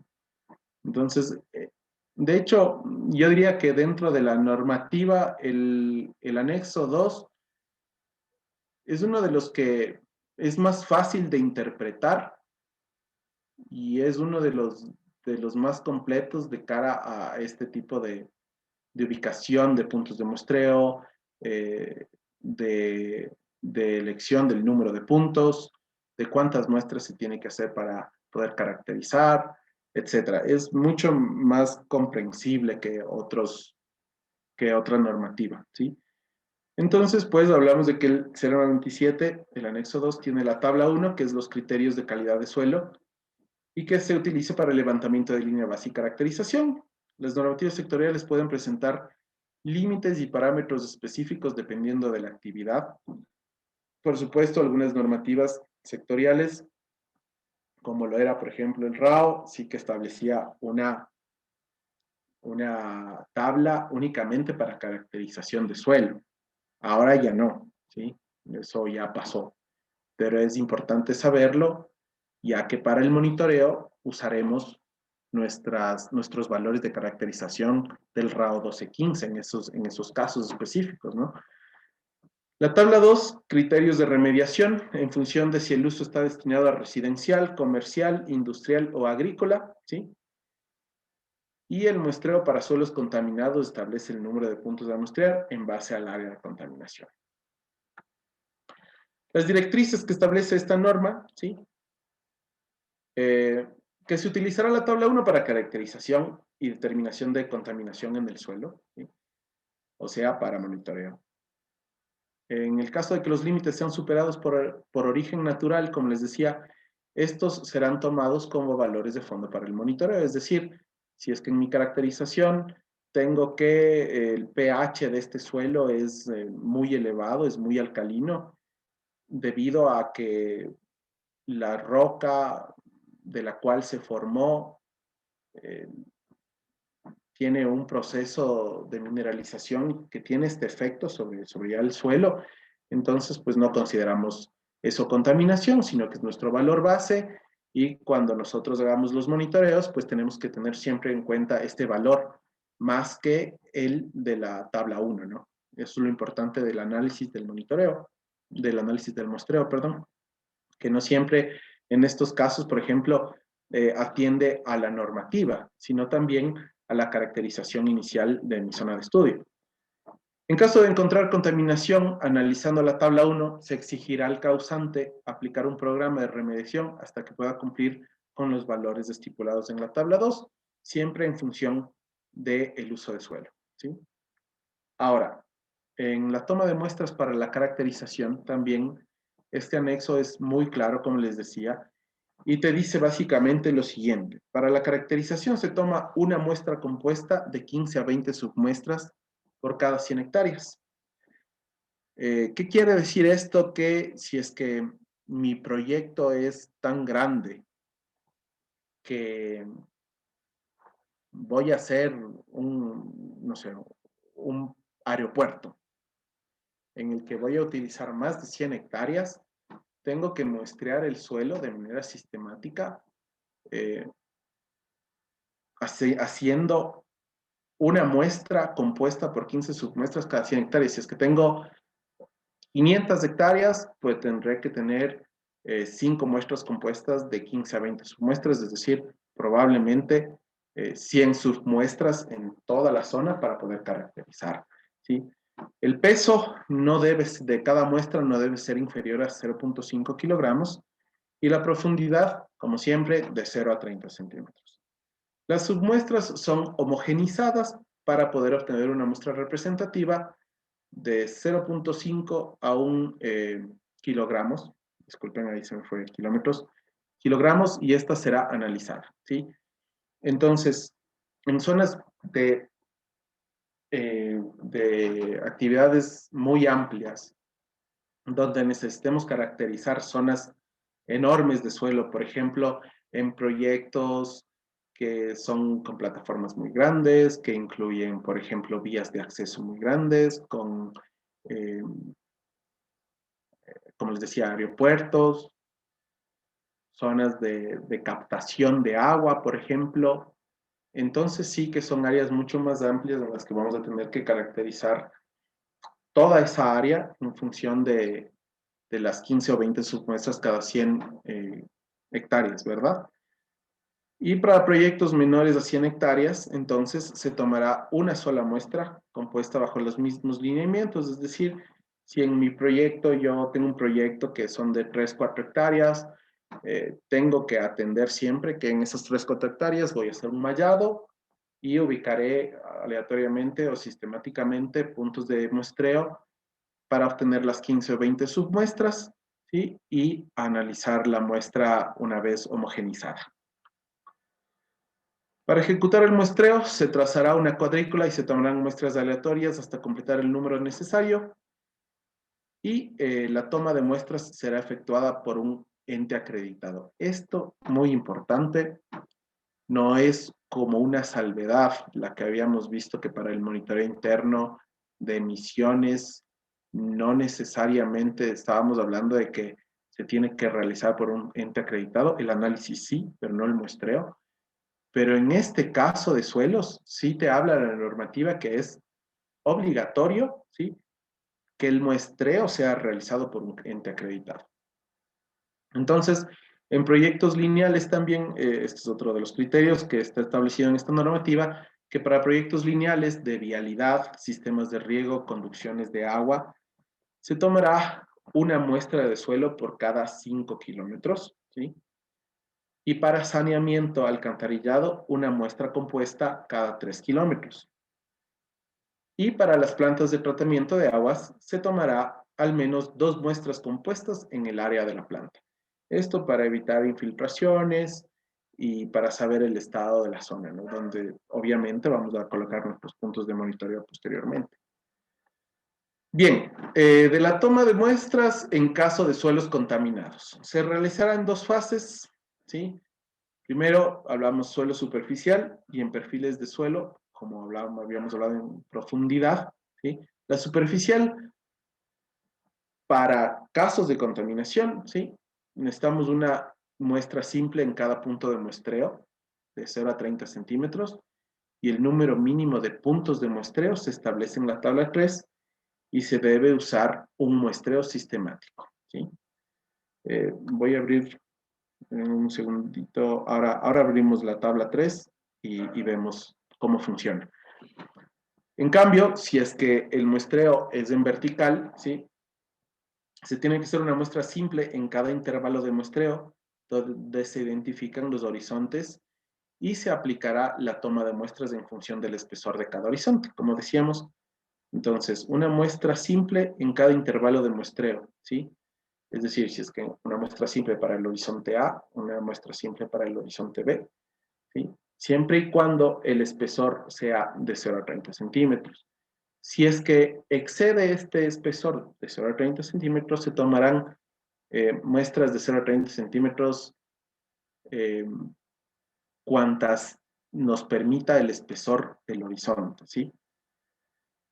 Para profundidades mayores a 2 metros, el intervalo de muestreo debe justificarse adecuadamente y se debe mantener un testigo de calidad por cada tipo de suelo, especificando las características del sitio donde se efectuó el muestreo. Es decir, siempre es importante que cuando hagamos la caracterización, ¿sí?, de nuestros suelos, mantengamos una muestra almacenada, porque en caso de ser necesario, ¿sí?, se puede caracterizar nuevamente o se puede repetir el análisis, o sea para cualidades físico-químicas, por ejemplo, es importante. Muchas veces la calidad del suelo puede variar y es necesario tener este respaldo y eso lo establece la normativa también.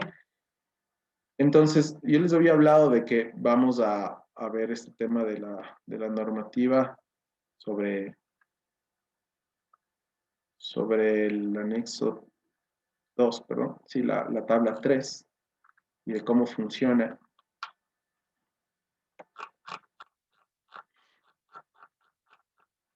Bien, para ubicar el número de puntos de muestreo, sí, en suelos contaminados, eh, vamos a hablar de suelos de entre 0.1 y 30 hectáreas, ¿sí?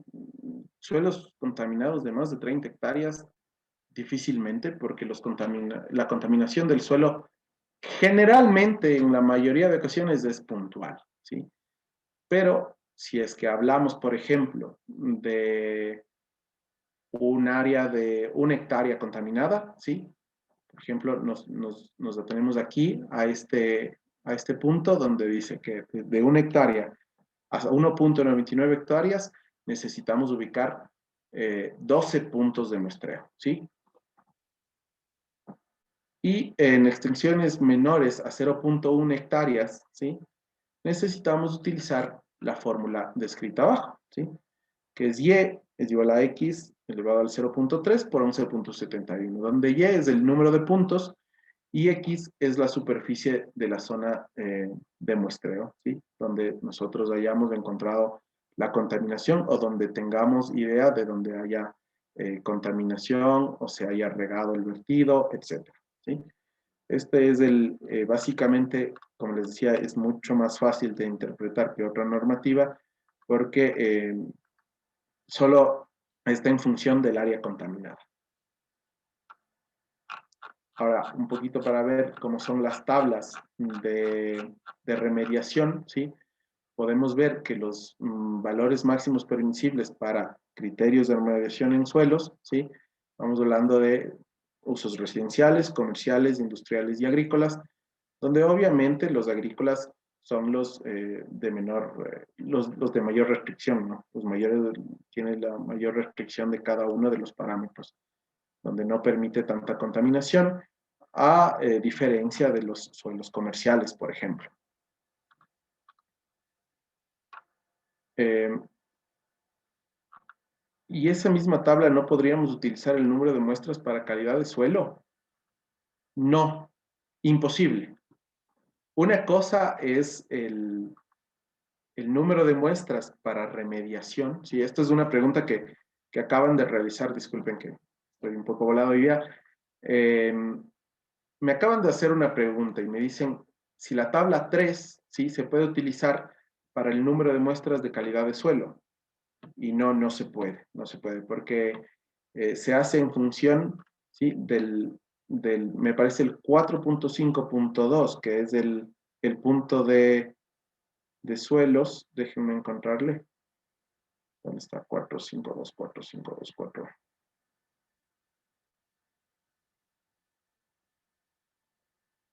Aquí. 451, 4512, ¿sí? Desde aquí, muestreo y análisis de suelo. Esto es lo más importante, el 4.5, ¿sí? Donde dice se tomará que para la caracterización de suelos como tal, ¿sí? Se tomará una muestra compuesta por cada 100 hectáreas, formada por 15 o 20 submuestras, y ya, o sea, eso está así, así es como se hace y no hay forma de evitarlo. Lo que sí es, puedes tú evaluar si quieres hacer 15 o 20 submuestras. Y eso ya es un criterio que tú utilizarás. Si es que te parece mejor 20 submuestras, porque le va a dar más representatividad, porque hay quizá una variación demasiado amplia en la zona de estudio, donde hay, yo que sé, ciertas zonas donde hay vegetación nativa, ciertas zonas donde hay potrero, ciertas zonas donde es un uso más recreacional, cosas por el estilo, ¿sí? Entonces sí, aplicamos el mayor número de submuestras posibles para hacernos una idea general y que sea realmente representativa la muestra. Pero si es que es, por ejemplo, una zona agrícola donde se manejó toda la vida un tipo de cultivo, no tiene sentido hacer 20 submuestras, ¿sí? Con 15 bastaría.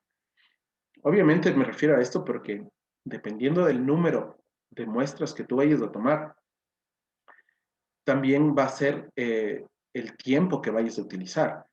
Y como se establece que tiene que ser por un ente acreditado, una cosa es hacer, digamos, en un estudio de impacto ambiental muy grande, de zonas muy amplias, donde tengas que hacer, por ejemplo, 5 muestreos de suelo, ¿sí? Con 20 submuestras cada uno, estamos hablando de que puede ser 1 o 2 días más del personal para el muestreo, y ese personal lo pagas tú. Mm, No solo se paga, como les había dicho, no solo se paga por el análisis, también se paga por el personal que realiza el análisis. Y ese personal recibe un sueldo diario que se establece en el contrato con el laboratorio. Tienes que pagar la alimentación, tienes que pagar el hospedaje, transporte. Entonces ya estamos hablando de que la utilización de los criterios tiene que ser los adecuados para usar eficientemente también tus recursos. Ya, y volviendo un poquito a las tablas, ya para finalizar, ¿sí? Como habíamos visto, los parámetros de remediación y los criterios de calidad de suelo, ¿sí? Lo que hablábamos un poquito de la parte de agrícola es que en este caso, sí,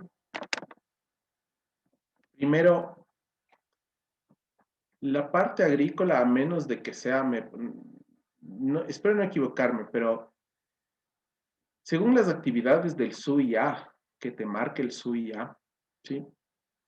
Deberemos establecer si es que en base a la actividad, si tú generas una actividad agrícola, es significante o no el impacto, ¿sí? Entonces vas a tener que hacer la caracterización o no de tus suelos, porque si tu actividad agrícola es de bajo impacto o de impactos insignificantes, no vas a tener que hacer una licencia ambiental y no vas a tener que hacer un monitoreo posterior o un registro ambiental con un monitoreo. Simplemente será una ficha y la ficha simplemente incluye buenas prácticas ambientales, no necesitarás hacer una caracterización, ¿sí? Y eso siempre estará en función de lo que diga el SUIA, ¿sí? Las actividades que se enmarquen en el SUIA. Con respecto a lo que habíamos hablado de lo agrícola, siempre es en función de si es significante o no el impacto, ¿sí? No todo es monitoreable, ¿sí? O sea, no todo se necesita monitorear. Necesitamos monitorear exactamente lo que generemos, lo que sea adecuado para el tipo de actividad que tenemos, no monitorear porque sí, porque la ley lo dice y porque quizá no quiero caer en un incumplimiento. Es por eso que se tiene que analizar bien al momento de realizar los planes, ¿sí?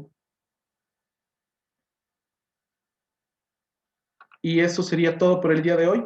Vicky, no sé si tienes algo que decir.